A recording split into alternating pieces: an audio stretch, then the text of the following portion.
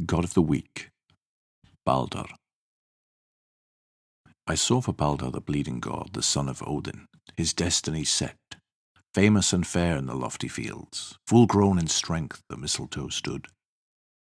From the branch which seemed so slender and fair, came a harmful shaft that Hoth should hurl.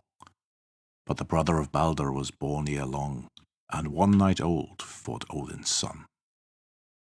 His hands he washed not, his hair he combed not, till he bore to the bale-blaze Baldur's foe.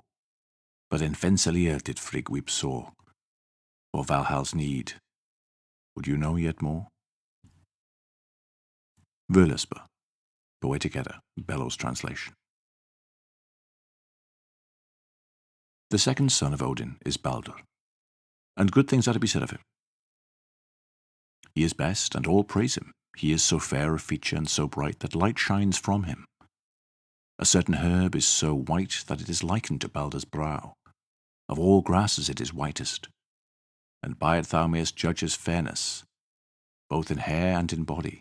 He is the wisest of the Æsir, and the fairest-spoken, and most gracious, and that quality attends him that none may gainsay his judgments. He dwells in the place called Breidablik, which is in heaven. In that place may nothing unclean be. Prose Edda, Gylfaginning. Shining Baldur, brave Baldur, defiant Baldur, prince of the Æsir, son of Frigg and Odin, Frigg's grief manifest, doomed god, destined to die. He is a deity often described as a favourite of the gods, a sort of beacon of their best qualities.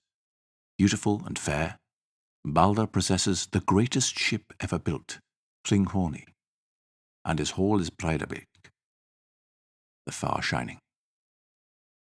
The story of Baldur is a story defined by grief and a life encumbered by fate and prophecy. Like many of the stories within our lore, it seems that the gods often act in ways that only hasten what lies in their future. Whether it be by binding Fenrir, or here Frigg being so stricken by both her own prophetic dreams and that of Baldur's, that she made every object swear an oath to never harm her son. With the exception of mistletoe, as it was too young or unimportant or non-threatening to be considered a threat. It is the mistletoe that is fashioned into a spear, or sometimes an arrow, by Loki, and given to the god Hodr to deal a killing blow. Baldur then resides in Hel's hall, which is decorated gloriously for his arrival, until his return to the world post-Ragnarok, revived to rule the realms together, with Hodr, Magni, Modi, Vidar, Vali, and Honir.